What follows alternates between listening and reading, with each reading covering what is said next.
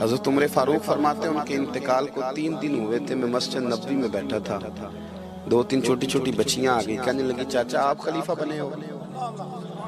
میں نے کہا پتر میں بناؤں؟ تو کہنے لگی چلیں پھر عصر کے بعد ابو بکر صدیق ہمارے گھر جاتے تھے۔ میں نے کہا پتر آپ کے گھر کیا ہے؟ کہنے لگی ابا فوت ہو گئے، بھائی کوئی نہیں، ہم نے نا بکریاں رکھی ہوئی ہیں، وہ روز عصر کے بعد آتے تھے، بکریوں کا دودھ دھو کے ہمیں دے جاتے تھے، کچھ پی لیتی تھی، کچھ بیچ کے گزارا کر لیتی۔ 3 دن ہو گئے، میری ماں روتی ہے، بہنیں روتی ہیں، کون آئے گا؟ چاچا چلو گے؟ تو حضرت عمر کی تو داڑھی پھٹ گئی آنسو آنسو، چادر اٹھا کے کندھے پہ رکھی، بیٹیاں آگے آگے، عمر پیچھے پیچھے۔ ایک صحابی رستے میں ملے، عمر کہاں جا رہے ہو روتے ہوئے؟ عمر اور روئے، کہنے لگے یار کیا بتاؤں، ابو بکر صدیق رستہ بڑا مشکل کر گیا میرے، اس کے رستوں پہ چلنا اتنا کٹھن ہے، اتنا مشکل ہے۔ بھئی کچھ ضروری ہے کہ 2 لاکھ روپے ہی کسی کو دیں گے تو خدمت ہوگی؟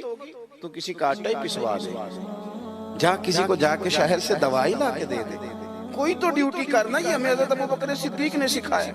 تو کچھ نہیں کر سکتا تو مسجد میں جھاڑو تو دینا، میرے بھائی کچھ تو۔ آپ اس محفل کا مہمان خصوصی کون ہے؟ میں تو آیا ہوں چلا جاؤں گا۔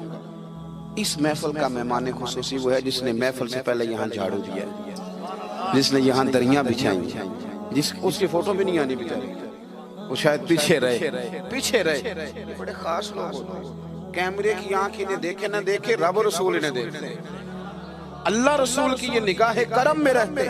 حضرت ابو بکر صدیق رضی اللہ تعالیٰ عنہ نے نیکی کے خیر کے اہداف طے کیے، اس ہدف پر انہوں نے زندگی گزاری۔ تیسری بات، انہوں نے نا اپنا مال خرچ کیا اسلام کے لیے۔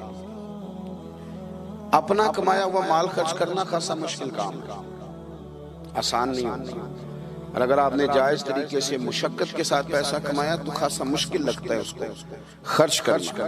حضرت ابو بکر صدیق رضی اللہ تعالیٰ عنہ نے مال خرچ کیا، اور کس طرح خرچ کیا کہ جب حضور نے اشارہ کیا، جب اشارہ کیا، مسجد نبی بننے کی بات آئی تب بھی خرچ کیا، جہاد کی بات آئی تب بھی خرچ کیا۔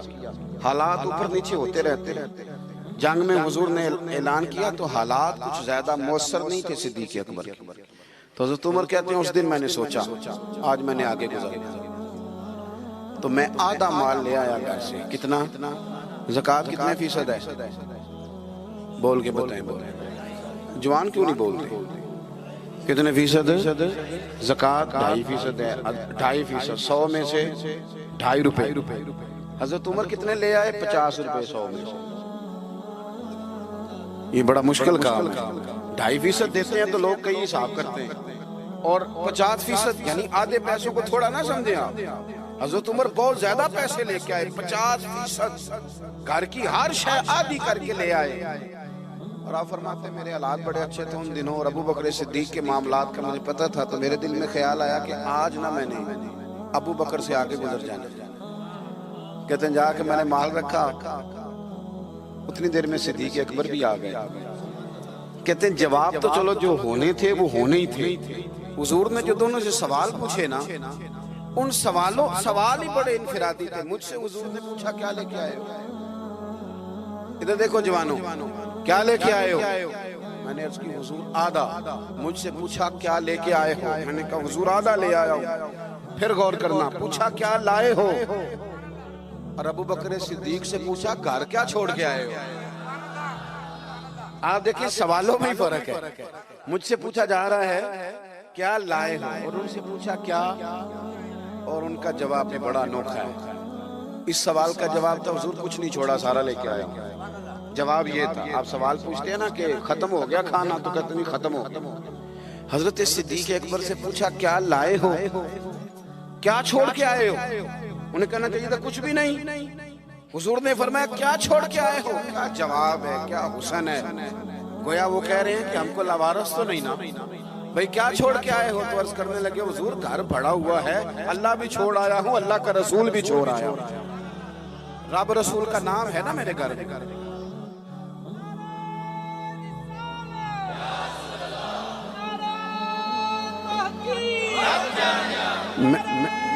سنے فرماتے میں نا اللہ اور اس کے رسول، او بھائی ہمارے گھروں میں سارا کچھ ہے آج کل، اللہ رسول کا نام نہیں، माज़अल्लाह। वो क्या कह रहे थे, झाड़ू फेर के हर शय ले आया, पर घर में अल्लाह रसूल का नाम, अल्लाह रसूल का जिक्र मेरे घर में है।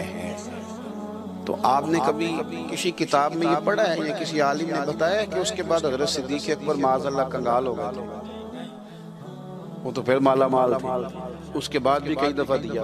वो सबक बता रहे हैं, सबक हमें कि रब रसूल के नाम पे सारा कुछ भी लुटा दोगे ना, तो घर में अल्लाह रसूल का नाम होना चाहिए, बड़ी बरकतें अल्लाह अता फरमाए। हमने ना दौलत तिजोरियों में भर के रखी है, जो असल दौलत थी अल्लाह रसूल का जिक्र, उससे हम थोड़े से पीछे। अब हदीस पाक सुने, हर बंदा हज़रत सिद्दीक़ अकबर की अज़मत बयान करेगा अपने इल्म के मुताबिक, फ़हम के मुताबिक, लेकिन उनकी शान तक कौन पहुँच सकता है?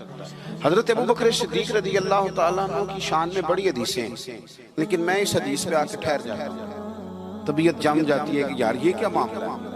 नबी पाक अलैहिस्सलाम ने फरमाया, लोगों मेरे पास जिसके भी पैसे आए हैं ना, मैंने अमानत समझ के खर्च किए, लेकिन जब अबू बकर सिद्दीक़ के पैसे आए मैंने अपने समझ के खर्च किए। अपने समझ, फिक्र कोई नहीं, जहां मर्जी लगा, अपने समझ के खर्चे। आखिरी बातें आपकी खिदमत में अर्ज कर रहा हूँ। एक तो पहले साहब से अर्ज किया कि सच सच ही होता है, हक वो हालात देख के नहीं बोलना, वो ज़मीर की आवाज़ सुन के बोलना। दूसरी बात, हदफ तय करें नेकी का, ये काम मैंने करने, आप हदफ तय करें, अल्लाह मदद करे। तीसरी बात मेरे अजीज, हज़रत अबू बकर सिद्दीक़ ने माल खर्च किया। माल जो है ना, नबी पाक अलैहिस्सलाम ने फरमाया, आला हज़रत ने फतावा रज़विया में हदीस लिखी है कि आखिरी दौर में दीन का काम भी दिरहम और दिनार से होगा, पैसों से काम होगा। आपको इदारे बनाने हैं, मसाजिद बनानी है, किताबें छपवानी है, तो किस तरह छपें? अपना माल हम, और हमने ये जिम्मा दे दिया अमीरों को कि अमीर खर्च करेंगे।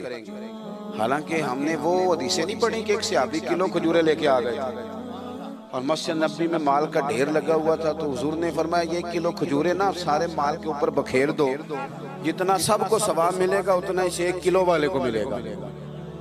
तो हम ना वो ज़ौक़ नहीं पैदा कर पा रहे कि 10 रुपए की अल्लाह रसूल की नजर में इखलास वाले 10 रुपए की बड़ी कदर। हम सोचते हैं कि वो ना सारा कुछ चौधरी साहब ही आके करेंगे, हालांकि बरकत वाला जो माल होता है उसमें बड़ी खैर होती है। आखिरी बात जो बड़ी जरूरी है उस पर गौर करें, फैसले जिंदगी में जब भी करें इंसाफ पर मबनी करें, मोहब्बत देख के फैसला न करें। मोहब्बत और होती है, काबिलियत और होती है। मुझे अब होना ये फितरी बात है, लेकिन उसका काबिल होना ये एक अलग बात है। हर बाप को अपने बेटे बेटी से मोहब्बत होती है, ये फितरी तकाजा है, लेकिन वो काबिल भी हो ये जरूरी नहीं होता। हज़रत सिद्दीक़ अकबर के अपने बेटे मौजूद थे, वो जाते वक्त किसी को भी खलीफा बना देना। मौजूद थी उनकी औलाद, मुसलमान थी, कलमा पढ़ती, सहाबी थे, 4 नस्लें सहाबी हज़रत सिद्दीक़ बना सकते थे ना। और हज़रत उमर ने तो कभी ऐसा नहीं किया कि तोहफे भेजे हों, दोस्ती बढ़ाई हो, बल्कि वो तो कहते हैं कि हमारी तो नेकियों में आगे गुजरने की दौड़ ही लगी रही सारी, मामला दौड़ में रहा। लेकिन हज़रत अबू बकर का फैसला देखें, जब वक्त विसाल आया तो आपने फरमाया उमर को बुलाओ। सारी चीजें, वसीयतें, नसीहतें की, सब कुछ हज़रत उमर के सुपुर्द किया। लोगों ने कहा कि अबू बकर सिद्दीक ये तो बड़े सख्त आदमी हैं, आप एक सख्त गीर आदमी को बना के जा रहे हैं। तो नबी पाक सल्लल्लाहु अलैहि वसल्लम के गुलाम ने क्या जवाब दिया? फरमाने लगे, मैं इस वक्त दुनिया से जा रहा हूँ, इस मौके पे बड़ा झूठा आदमी भी सच बोलने लगा। मैं जब अल्लाह रसूल की बारगाह में जाऊंगा तो मुझसे पूछा जाएगा कि उम्मत के बारे में क्या फैसला करके आए हो, तो मैं कहूँगा उम्मत में जो सबसे बेहतरीन था उसे उम्मत का सरबराह बना के आया। हम लोगों ने ना फैसले मेरिट में नहीं किए कभी। इलेक्शन हो रहे हैं, फलां काम हो रहा है, वोट किसको देना है, कहते सारी बरादरी उधर है। अब बरादरी को छोड़े, ये बताएं सच किधर है, हकीकत किधर है? वो किसी और बरादरी का बंदा इलेक्शन लड़ रहा है तो वो बंदा अगर ठीक है तो ठीक है, फिर आप बरादरी ना देखें, फिर तो शख्स देखें कि वो सही जा रहा है।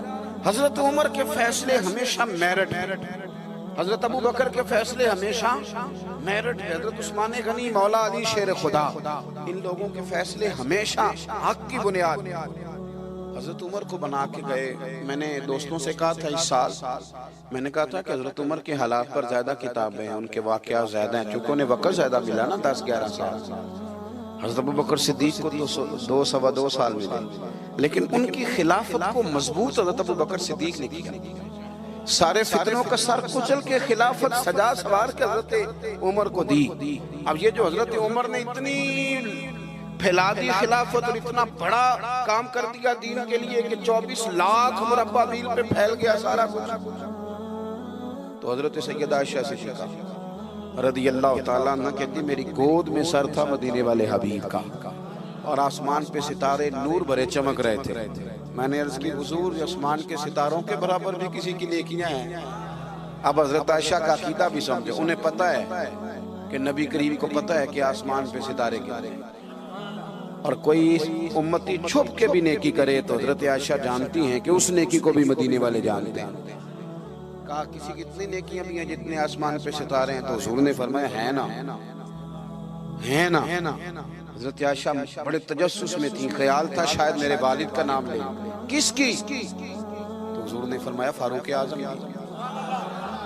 بیٹیوں کا باپ سے پیار, تو کہتے میں نے فوراً عرض کی حضور میرے والد کا کیا حال ہے, ان کا بھی تو عالم بتائیں نا.